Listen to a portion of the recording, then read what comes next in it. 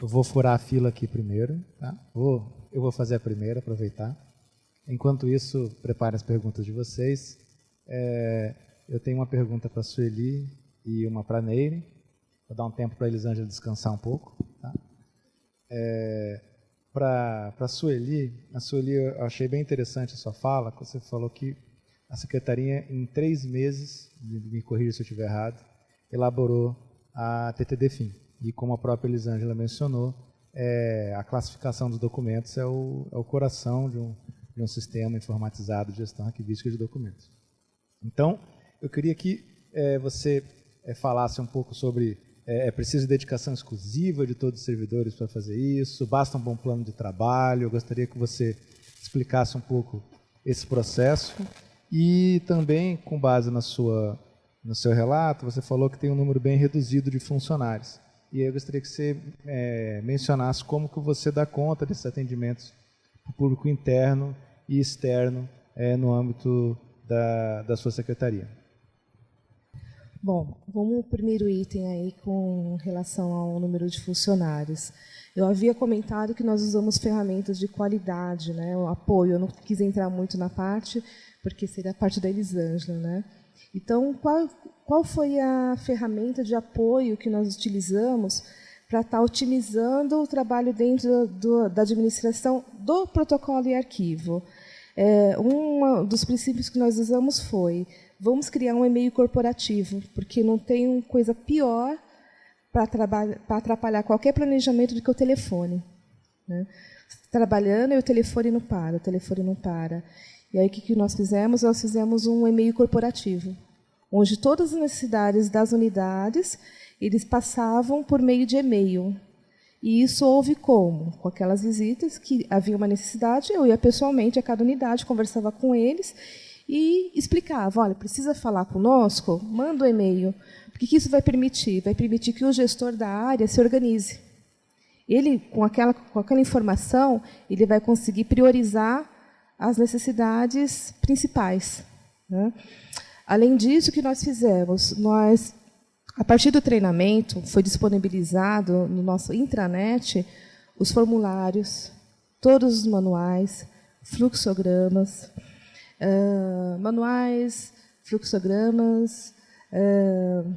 havia também uma orientação por escrito, passo a passo, como ele teria que fazer, descritivo mesmo, porque tem pessoas que se identificam com gráfico, tem outras pessoas que gostam de ler. Então, a gente tem que pensar em todos os públicos. Né? Então, isso foi disponibilizado também. E isso ajudou muito para fazer esse intercâmbio entre os funcionários e o protocolo. E isso também disponibilizou tempo hábil para que o usuário cidadão fosse atendido a contento. Aquele que chega para entregar a documentação no balcão. Qualquer outra pergunta sobre a tabela FIM, né? Nós já havíamos feito o trabalho de conhecer o que a Secretaria faz. Como conhecer? Toda a documentação ela reflete o que é o órgão, como ele foi feito. Né? Quando você começa a analisar os documentos muito antigos, você tem que trazer isso para a nossa realidade, para fazer a classificação. E houve a participação de todos os funcionários da Secretaria. Eles foram realizar um trabalho dentro do arquivo, naquele lugar feio que todo mundo sabe. Né? Eles foram e manipularam os documentos. Eles viram que ali tinha uma razão de ser. Né? Então, eles começaram a entender o que a Secretaria fez e o que a Secretaria faz, né? Essa informação. E aí, o que foi feito? A CADA visitou cada unidade para verificar aonde estavam as atividades FIM. Isso foi feito de que forma? A própria CADA... Me desculpa. A própria CADA realizou um plano para fazer essa visita, se dividiu, e em 15 dias nós visitamos todas as unidades que tinham atividade FIM, exclusivamente atividade FIM. Foi feita essa visita rápida, no máximo em meia hora. Por quê? Porque foi avisada com antecedência o que nós íamos fazer e o porquê. Então, todos estão com um número muito reduzido de funcionários, então não é cabível você ficar lá discutindo um assunto durante 1, 2 horas, né? Então, a gente tem que otimizar todas as atividades. Foi feita essa visita unicamente. A partir dessa visita, foi feito um plano de trabalho junto com o apoio do Arquivo do Estado. E aí marcamos 8 reuniões. Essa reunião foi decidido o quê? Já tínhamos os documentos, né? Eles trouxeram mais alguns que achavam pertinentes. Esses documentos foram compilados.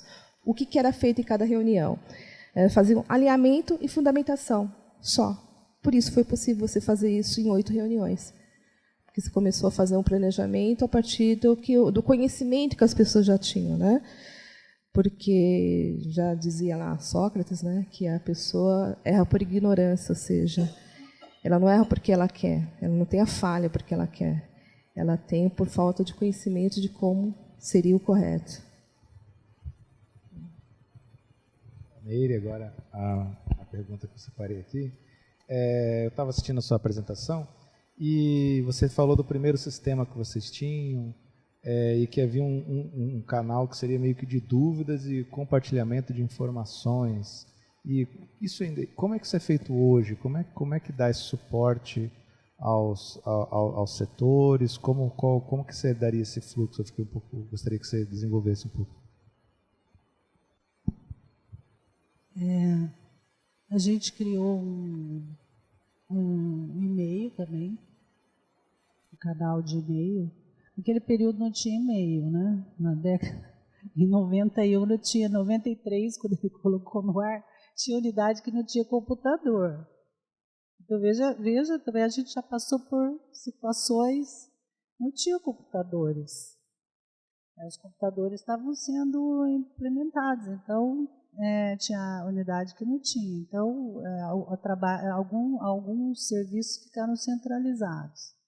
E as unidades, na medida que eu adquirindo computadores, ia implantando o sistema e fazendo a abertura dos processos, que também era novidade, né? Como era tudo centralizado na administração,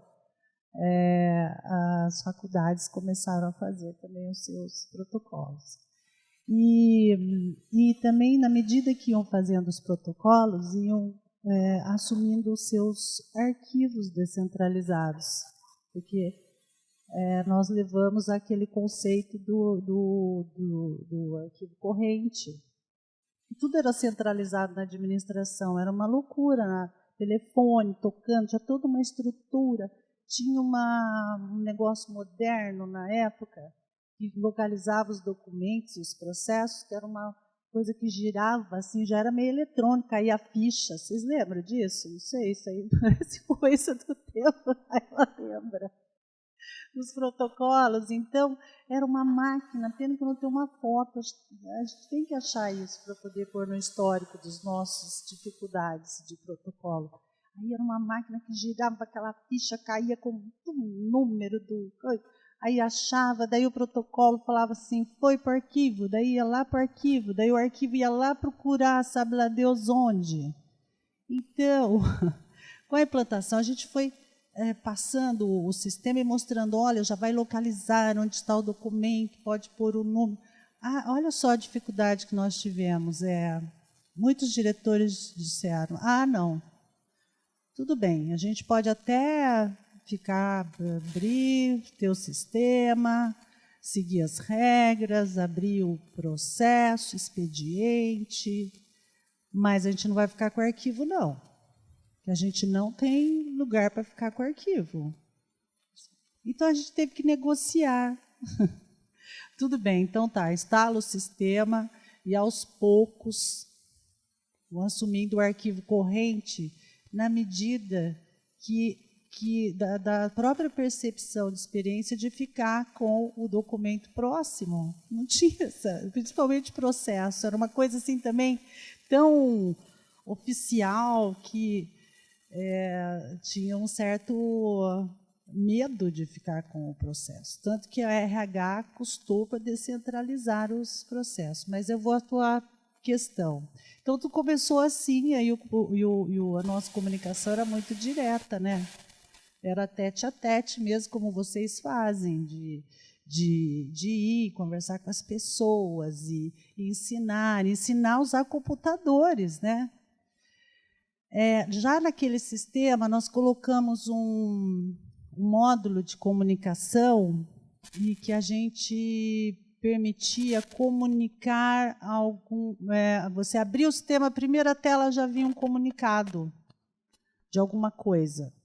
Por exemplo, extravio de um processo. Foi extraviado o processo X. Por favor. E aí, isso gera uma forma de comunicação e aí já vinha um resultado. Às vezes o processo tinha ido numa lote, juntou num grampo e foi com outro para outro lugar que não tinha que ter ido. Aí nós criamos já tinha os ramais, né? E hoje a gente, no sistema novo, a gente continua com o sistema de comunicação e a gente criou o sistema de comunicação assim. Entre os protocolos subsetoriais, imagina um hospital de clínicas que é muito grande. Então, ele tem lá um protocolo nos suprimentos, outro no finanças, outro no patrimônio. Tem um sistema quase que uma intra. E aí há uma comunicação interna dentro do próprio órgão, né, e forma corporativa. Então, esse é um canal de comunicação. Quando a gente coloca alguma coisa nova no ar, a gente já, a partir desse módulo, e aí de uma ajuda, e de telefone direto e e-mail direto a partir do sistema. Assim que funciona. Fernanda da CADA, da Secretaria da Saúde. Eu queria fazer uma pergunta relativamente curta. Para além da produção astronômica dos documentos digitais, uma coisa que às vezes me passa pela cabeça são... Porque assim, o documento em suporte papel geralmente está naquela sala, naquele galpão, naquele armazém, ao nosso lado. Ou num bairro. Documentos digitais armazenados. E aqui eu estou pensando no documento público. Aqueles que podem também ter dados pessoais, guardados em estruturas, dispositivos, servidores. Eles podem estar em território nacional ou fora. Como que fica isso? Os aspectos técnicos e legais a esse respeito. Como não foi direcionado, eu vou falar um pouco, aí, se vocês quiserem complementar. Então, essa discussão sobre a territorialidade da informação virtual, ela é muito discutida mundialmente, sobretudo quando a gente pensa nessas nuvens, que são nuvens de serviços gratuitos, aí de novamente falar sobre a Google, e que elas não têm necessariamente o compromisso de manter o documento arquivado no storage territorial. Por isso, tem-se a tendência de que instituições governamentais criem suas próprias redes públicas, ainda que contratem uma empresa, como tipo, é o caso nosso aqui, com nossa relação com a IBM, que tem o Integra, e que nessa contratação seja definido as questões de territorialidade. Há outras também discussões sobre a questão até de disponibilização nesses ambientes virtuais de documentos que são estratégicos, né? Dependendo do grau de informação que se tem nesses tipos de documento, é interessante mantê-los até offline, né? Não colocar eles nas nuvens. A gente tem, se vocês observarem as notícias, a gente tem vazamentos de informação estratégicas, como foi o caso lá da própria eleição dos Estados Unidos, sobre os e-mails da Hillary, na época que ela era secretária do Estado, né, de Defesa, ou sobre até a questão do Trump ter envolvimento com a Rússia, né? Então, isso não é um problema localizado, é um problema mundial, mas que ele se relaciona com a definição de uma política de segurança da informação e de como essas informações serão disponibilizadas nesses ambientes virtuais. Acho que é isso, não sei se... Gostaria de complementar? Não, acho que é isso mesmo. Tem um projeto internacional da Universidade de British Columbia, que fica no Canadá, e que tem uma vinculação com o Arquivo Nacional também, e com vários outros países, que tem discutido essa questão do arquivo em nuvem. E eu acho que em breve teremos relatórios sobre isso, porque há essa preocupação com a segurança e há uma preocupação com esses serviços prestados por essas empresas de nuvem. Como disse a Elisângela, essas empresas não têm um contrato. Nós tínhamos que ter nesses contratos requisitos que favorecesse e que os estados, a nação, com relação tanto a acesso quanto a aspecto de acesso quanto a aspecto de preservação também. Não há compromisso com a preservação. E a gente tem visto que tem vazamentos. Agora mesmo a gente teve do Google, não sei se vocês ficaram sabendo, tem um escândalo aí do Google de informações pessoais, nossas informações pessoais. Então é uma discussão que tem. Agora, o que assim, num modo mais prático, no Estado de São Paulo, há que ter uma regulamentação. A legislação de documento digital tem que partir do governo. Então, acho que no pacote da discussão do documento digital tem que vir uma normatização a respeito do uso de nuvem, não só de nuvem, mas de qualquer forma de armazenamento e acesso. Pode ser no storage local, mas tem que ter regulamentação e responsabilizações também. Acho que no decreto da lei de acesso tem já artigos, né? No nosso decreto estadual já fala sobre segurança e responsabilização sobre o acesso. Isso tem que ser levado para qualquer instância. Da mesma forma como o arquivo do Estado não pode liberar informações do arquivo intermediário que seja sigilosa ou do arquivo corrente, isso também tem que ser transportado para o ambiente digital. Acontece que hoje esse uso de nuvem está tão assim que, da mesma forma que ela falou de microfilmagem ou da digitalização e tal, está o uso de nuvem, do Google, e as pessoas estão colocando coisas nesses espaços. Vamos falar da nossa forma particular de viver a vida e usar a tecnologia hoje. Nós estamos colocando as nossas fotografias nesses espaços. E a gente fala lá, aceito. Já põe aceito lá no aplicativo do computador. Mas esses espaços não têm garantia nenhuma de preservar isso para a gente.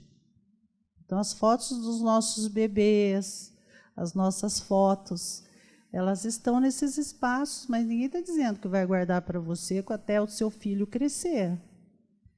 Então, do ponto de vista de acesso e de preservação, quando a gente pensa em documento público, isso tem que ser transferido para uma regulamentação dentro da política de acesso. Bom dia. Meu nome é André, sou do setor de saúde e tenho uma pergunta um pouco longa.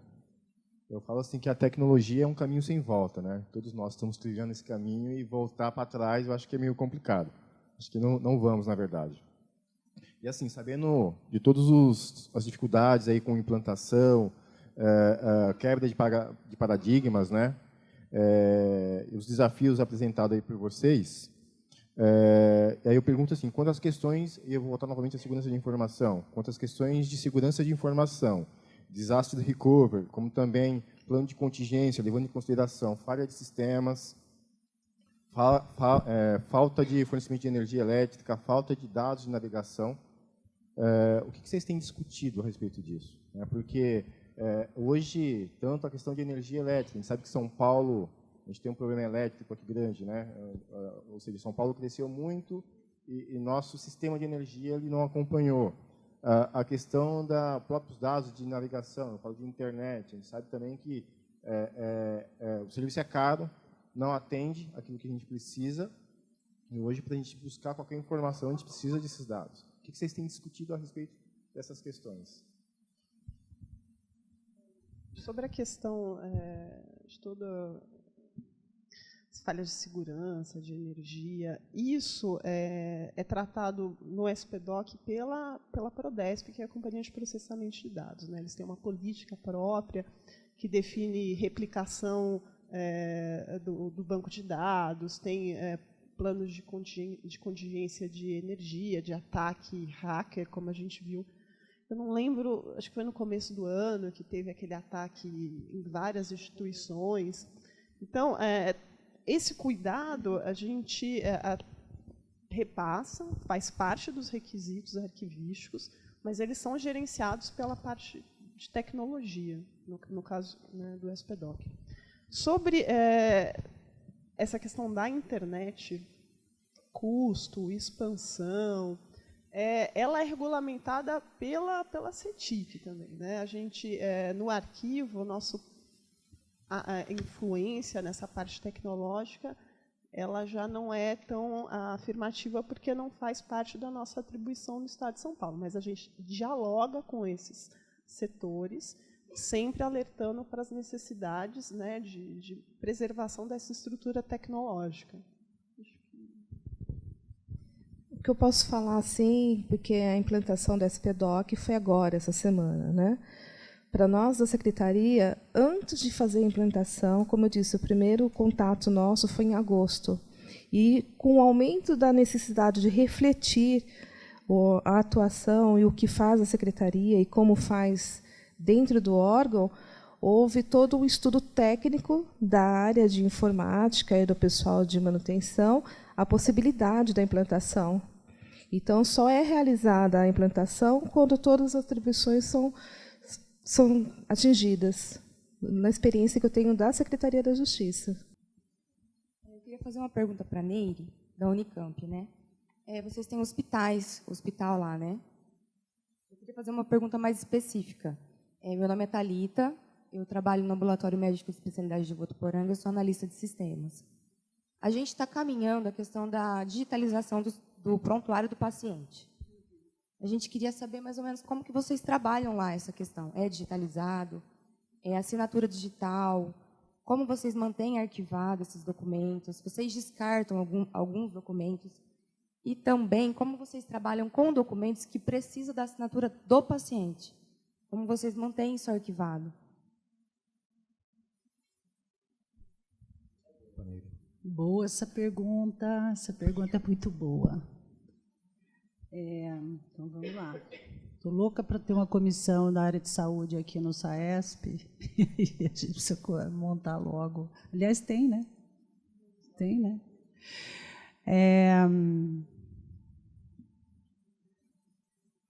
Eu vou falar de 2 hospitais, tá? O Hospital da Mulher e o Hospital de Clínicas. Porque a gente tem vários outros centros e vinculação com o Hospital de Sumaré e outros hospitais. Bom, como funciona no Hospital de Clínicas? O Hospital de Clínicas está implantando agora o prontuário de paciente. Todos os documentos, os prontuários, cerca de 1.200.000, são todos mantidos em papel. Parte do acervo o intermediário está numa empresa terceirizada, num contrato, porque teve um problema no arquivo e aí teve que tomar essa medida de urgência para que transportasse esse acervo para outro lugar. Nessa contratação, Tem um requisito de digitalização também. Mas para que fim no hospital? Para atendimento aos alunos. O hospital de clínicas também é um hospital-escola. Então, do lado do SAMI, tem uma sala ampla de pesquisa, cheia de alunos, vestidinhos de guarda-pó branco, e médicos, e o acervo é muito constado. Então, tem uma área de pesquisa. Então, quando tem esse pedido de pesquisa, já vem um documento digital para o aluno pesquisar. Mas o original não é descartado, tá? Logicamente, não tem uma política, porque não tem nenhum respaldo ainda sobre isso. E o prontuário está sendo implantado agora. Então, a discussão sobre a assinatura, vou falar um pouquinho da assinatura que você perguntou. Nós fizemos uma resolução na Unicamp, que está na Procuradoria Jurídica, regulamentando a assinatura na universidade. Então, tem duas categorias, a assinatura eletrônica e a assinatura digital, né? A eletrônica com usuário e senha, com login e senha, e a digital, que é a partir de um certificado, o ICP Brasil ou o ICP Edu, que nas universidades também tem esse outro certificado.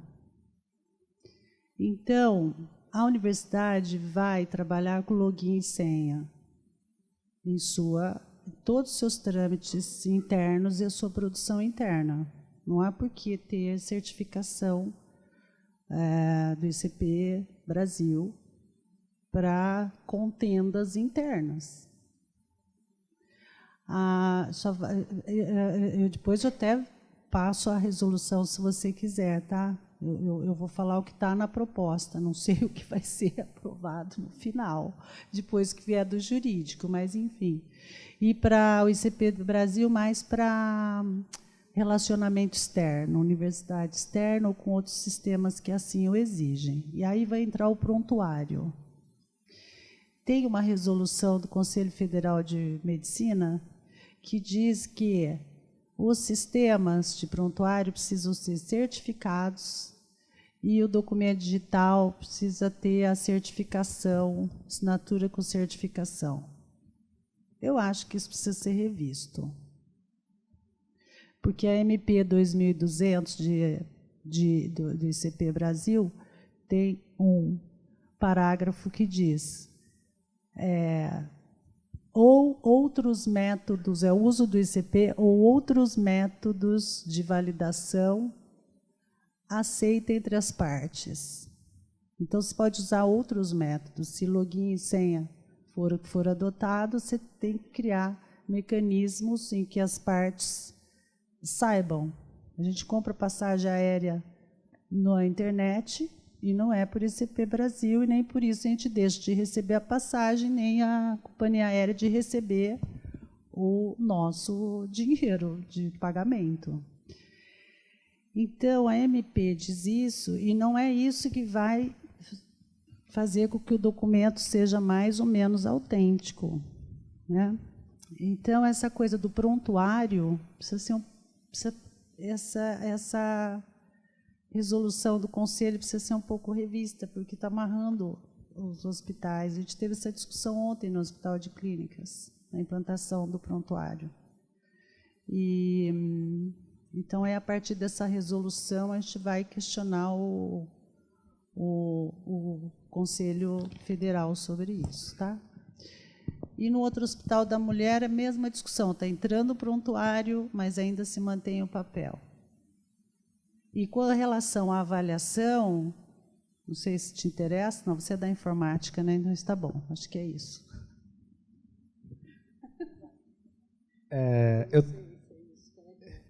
Eu tenho uma pergunta para a Sueli. Tá? Pensando na fala da Elisângela, que falou muito bem sobre o papel da tecnologia e tal, e pensando na sua abordagem que fala muito sobre a questão do servidor, a questão de respeitar os fluxos de trabalho, de ir lá, conversar com o servidor, não ignorar o conhecimento ele tem, uma coisa que a gente é meio que um consenso é que sempre que há uma mudança, há uma resistência, né? Sempre que a gente vai propor uma mudança, a nossa resposta inicial é sempre de ser um pouco contrária, né? Porque você já se sente confortável com aqueles procedimentos. Então, eu fiquei curioso um pouco, pensando que você acabou de implementar o SPDoc, como que foi esse trabalho pensando na implementação de fato da SPDoc, de sensibilização ou de convencimento desses servidores que agora terão um procedimento um pouco diferente nessa produção, nessa tramitação dos documentos no âmbito da sua secretaria. Eu gostaria que você falasse um pouco como esse desafio, como é que foi. Bom, a princípio, aquela reação que todos conhecem, né? Lá vem mais trabalho.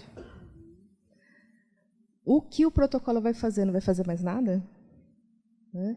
Esse é o principal questionamento que acontece, né? Eu já faço muita coisa, eu não vou conseguir fazer mais isso. Né? Então, é o que eu disse no início. É a falta de conhecimento.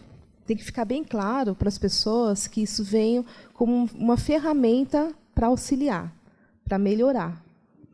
E é como você vai fazer uma viagem boa que você está esperando muito tempo. Você tem que preparar a mala, você tem que mudar a sua rotina, e você tem que se adaptar ao lugar que você vai. Então, vamos fazer essa viagem juntos, que é mais confortável, né? Vamos lá experimentar o que tem e vamos ver como a gente vai lidar com isso. Qual que é a experiência que está muito recente? Lógico, existem muitas resistências, e geralmente porque as pessoas elas têm medo do que não conhecem, como todo mundo. E, às vezes, a pessoa não tem habilidade, eles têm medo daquele bichinho chamado computador. Né? A grande maioria dos servidores, pelo menos na secretaria, são funcionários antigos e que não têm muito conhecimento de informática. E, quando você fala que é um sistema informatizado, isso assusta. Né? Então, você tem que chegar próximo a esse servidor, próximo à chefia dele, que é ele que conhece o perfil do seu funcionário, né, conversar com ele e explicar que aquilo veio para ajudar. Né? E o que está sendo extremamente positivo na secretaria? As áreas estão se conversando e estão descobrindo vários gaps. Um serviço que um realizava, o outro também realizava. Né? E como você teve que fazer, no nosso caso, o recadastramento dos documentos antigos, fazer a tramitação, e aí você tem que fazer a tramitação desse documento, você começa a refletir, é um tempo que você teve de respiro que, de repente, você não teve durante muitos anos. Você vai começar a refletir o porquê eu faço essa documentação, para quem que eu vou mandar, qual que é a real necessidade de eu estar emitindo esse documento. Quando você começa a refletir da utilidade do nascimento desse documento, você começa a pensar no fluxo de trabalho. Você começa a mapear, mesmo que inconscientemente, todas as suas atividades. E isso vem trazendo uma proximidade, não só entre os funcionários da mesma sala, que às vezes eles chegam de manhã, bom dia, e senta e fica ali fazendo o seu servicinho, que são os funcionários que são mais tímidos ou mais centrados, tá? Até que outro funcionário que tem que sair para fazer atividade e retorna, vai fazer uma vistoria e retorna. Né? Então, cria uma integração entre os funcionários da própria unidade e entre as outras unidades. E isso vem trazendo uma melhoria muito grande nas atividades de toda a secretaria, porque você movimenta todos os serviços. E aí eles vão trocando ideia e vai melhorando automaticamente todas as suas atividades e otimizando. E aí ele começa a entender qual que é a contribuição que vem aí. Ok, no começo você vai ter que arrumar mala, né? Você vai ter que viajar. E depois a gente quer que essa chegada, que você, quando você volte dessa viagem, que é a viagem do conhecimento que você está adquirindo naquele momento, que você volte satisfeito, né? Que você tenha tempo para você e que você consiga melhorar como pessoa também, né? Não só nas nossas atividades, porque a gente fica, é inevitável, nós ficamos mais no ambiente de trabalho muitas vezes do que em casa, né? Isso vem contribuir para a pessoa, vem contribuir para o sistema. O sistema é uma ferramenta que você vai utilizar. Então, que ela seja utilizada da melhor forma possível. E se ela puder ser utilizada não só de forma mecanizada, mas humanizada, indiretamente, que ela seja utilizada. Bom, acho que está chegando na hora da gente encerrar. Eu gostaria que cada um, a Nery, fizesse suas considerações finais, depois a Sueli e depois a Elisângela, pela ordem.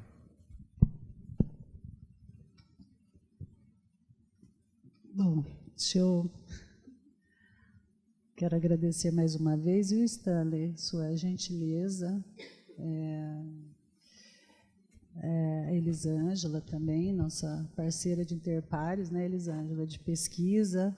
A gente discutiu um pouquinho aqui a questão do digital, mas tem uma coisa, olha só, a gente está indo, vocês têm a impressão que a gente está assim, na idade da pedra e na idade da indo para a Lua, né? Indo sei lá para onde.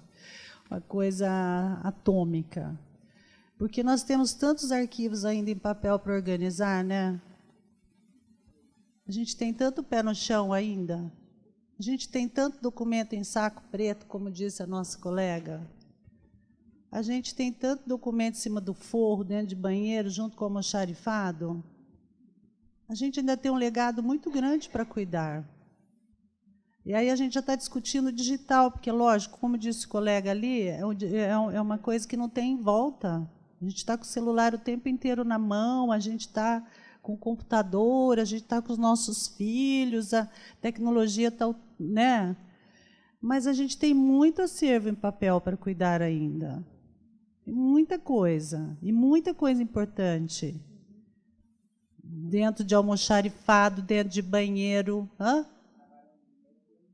Então, o que a gente tem que fazer é assim, entender as regras, fazer o que a Sueli fez. A gente está sempre nessa área como um Don Quixote, sabe? Juntando, fazendo com carinho, com amor, e vai que vai. E a hora que a gente vê organizado, dá um prazer. Eu acho que assim, isso deve ser algum problema. Eu tenho esse problema. Eu adoro entrar num lugar assim, todo bagunçado. E arrumar. Gente, que prazer que dá de encontrar um documento, de ver aquilo, de ver uma assinatura de um colega de década de 60, década de 40, de falar, nossa, essa pessoa passou por aqui, também fez isso, olha esse documento como era produzido. É muito gratificante. Eu tive a oportunidade de trabalhar com arquivo, que era do século XVIII, século XIX, de um tribunal, lá em Campinas. E quando eu cheguei lá, tinha essa missão, sim, os historiadores, era para salvar aquela documentação, e lá fui eu.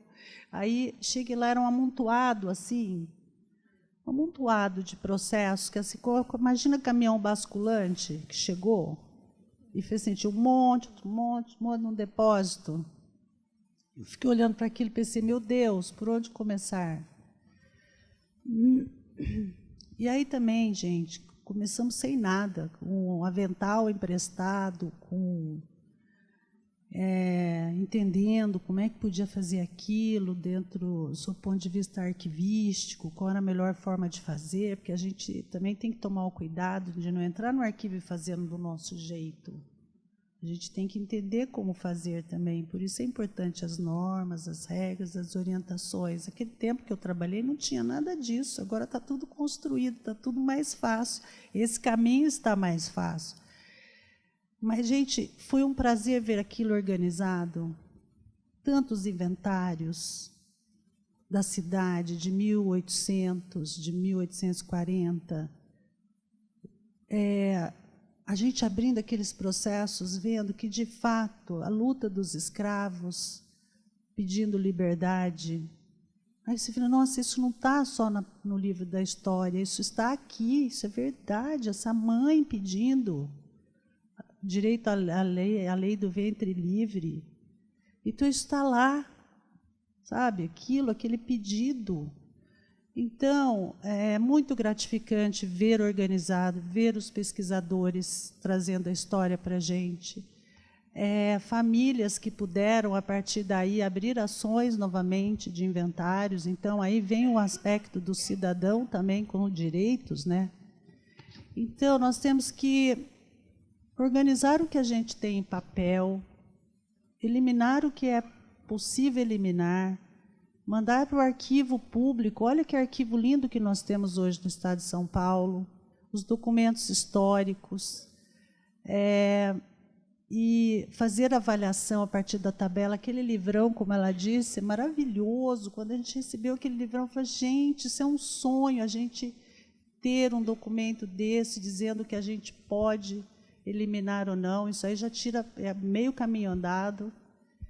E usar o sistema SPDoc também é um sonho, a gente ter um sistema para controlar os documentos que entram, para onde eles vão, para onde eles são organizados. Começo da ferramenta pode ser meio assim, porque a gente tem costumes e é difícil a gente mudar, né? Mas eu acho o SPDoc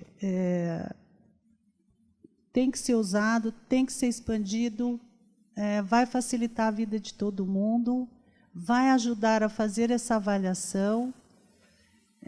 Não vamos esquecer dos nossos depósitos. E depois vamos pensar no digital, que é o que o SAESP está fazendo agora. Já tem o GT trabalhando com isso, porque hoje já tem da mesma forma como a gente ainda tem documento em saco preto, em armários e tal, a gente já tem uma demanda muito forte, que eu acho que esse é o desafio, que é assim, o processo eletrônico, o processo digital. A Justiça já tem experiências, mas a área administrativa não tem ainda. Então, assim, vamos fazer, é uma demanda, porque aí nós queremos acabar com o papel. Esse é o primeiro mote, vamos acabar com o papel. Não queremos mais papel, a universidade está passando por isso, a universidade sem papel. Então, a gente também não pode, como disse o Padula de manhã, a gente também não pode ir pelo desespero, e nem pelo modismo, e nem porque a gente tem que ficar... nós temos que lutar, sim, pelas normativas da gestão documental, como disse a Elisângela, e isso disse uma desembargadora num evento na Unicamp. Eles não pensaram na gestão. Ela falou assim para mim, Neire, nós não pensamos na gestão e hoje nós estamos com problemas. Nós temos histórias que são armazéns digitais lotados, a Justiça pode parar a qualquer momento, porque é caríssimo manter e não tem orçamento para manter também os grandes armazenamentos e a manutenção de sistema. Então, a gente tem que ter calma. Eu estou vendo aqui que deve ter... Quem trabalha em protocolo aqui? E arquivo? A maioria? Ou não? Vocês trabalham com informática? Muita gente informática também, né? Então, acho assim, a informática para o arquivo, ela pode ajudar agora no Estado de São Paulo com o SPDoc. O SPDoc é referencial, só cuida de papel. Ótimo, a gente tem muito papel para cuidar ainda. Não é assim de uma hora para outra, como num passo de mágica, que tudo vai se transformar em digital. Então, o SPDoc é fundamental. E aí o digital vai ser implantado aos poucos no aspecto do processo digital, creio eu. Mas a gente já tem que pensar, porque muitos documentos já estão sendo produzidos e mantidos dentro do digital. Não é que vamos ficar alheios e esperar que daqui a 20 anos a gente vai cuidar disso. Não. Já tem que ter normas, o próprio SAESP já tem uma instrução A1, né, que determina as primeiras diretrizes. Então, é isso que eu queria dizer. A gente não deve nem ficar muito entusiasmado e fazendo coisas para processo digital e sem um estudo muito aprofundado, porque nós podemos correr o risco de correr atrás de um prejuízo e de perdas de documentos, e informações e formalizações, e assim, perdas, que eu digo é perda. Coisas que a gente não recupera. Eu tenho uma certa preocupação com isso. Vejo sistemas aí que estão sendo instalados que eu acho que faltam metadados, eu acho que os documentos não estão bem tratados, os documentos não estão muito classificados, e é o mesmo que manter no computador ou manter num disquete e perder para o futuro. Então, acho que é isso que eu queria falar, que é a impressão que fica. A gente tem muita coisa para cuidar ainda, de papel, e vamos com cautela no digital, não esquecendo nunca que nós temos normativas de gestão documental e de arquivos que precisam ser passadas para o universo digital. Bom, a princípio eu queria agradecer Padu, Lieda, Eli, Stanley pelo convite, né? Em seguida, agradecer a todos os funcionários da Secretaria que se prontificaram a participar de todo esse elemento. Como eu disse, é todo um trabalho coletivo, não existe um trabalho individual. Inclusive, há outros órgãos que eu pedi ajuda e eles sempre compartilharam da mesma dor, né? Que é você fazer uma gestão documental e de toda a implantação, porque a gestão documental é uma coisa muito nova, de 2014, Manual de Protocolo. Né? No Brasil, é uma política recente, né? Não é nova. Então, você veja bem, mal a gente está aprendendo a gerir documentos fisicamente e já estão falando em digital. Mas por quê? É uma demanda, é uma necessidade de toda a população. Então, como eu disse logo no comecinho, para saber como fica, a gente tem que saber o que tem, como está. E isso é um trabalho de formiguinha, sim. E é um trabalho de formiguinha que acaba em resultados. O que é necessário, principalmente, se instruir, procura conhecimento. Aqui a gente tem todo o arcabouço que pode dar o suporte. Conversem com outros órgãos que vocês podem se ajudar. Converse com as outras unidades. Tem um assunto de treinamento? Converse com o pessoal de RH. Eu tenho um assunto financeiro? Converse com o pessoal do financeiro. Tem algum assunto de engenharia? Eu vou lá procurar a ajuda dele. Ninguém é detentor total de todo o conhecimento e ninguém sozinho consegue resolver esse desafio que é bem grande, né? Então, assim, o que eu tenho a dizer para vocês é sim, é possível, tá? É possível através do conhecimento, através do trabalho pouco a pouco, né? Ele pensado, ele estruturado, você consegue realizar. Quando você olha, assusta. Mas o bicho-papão não é tão feio, né? Vamos aí tentando resolver, né? E o que eu tenho mais a dizer é agradecer a tudo e a todos, né? E se eu puder contribuir em alguma coisa, eu estou aí à disposição. Tá? Obrigada.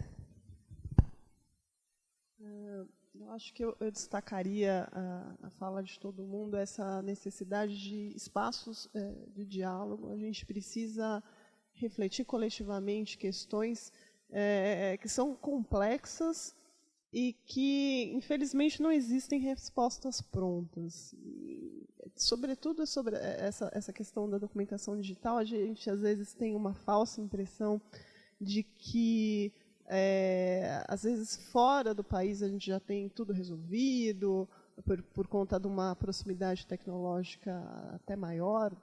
Mas não é.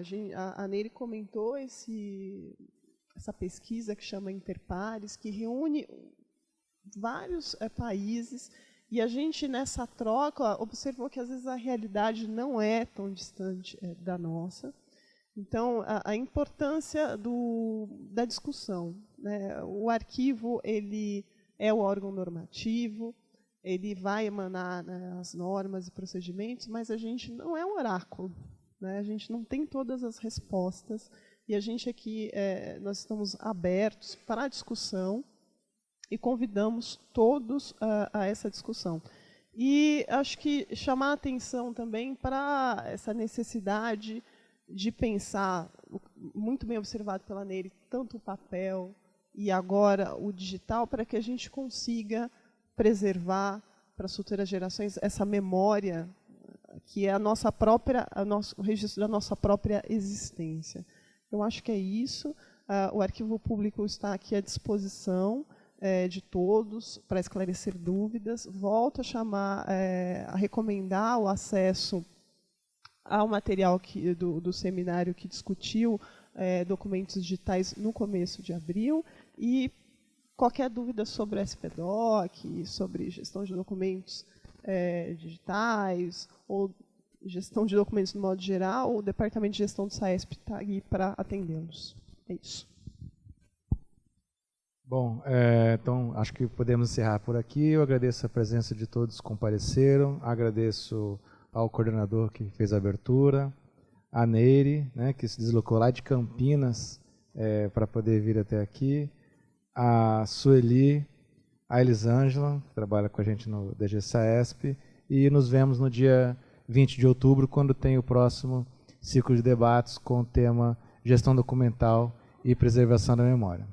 Mais uma vez, muito obrigado.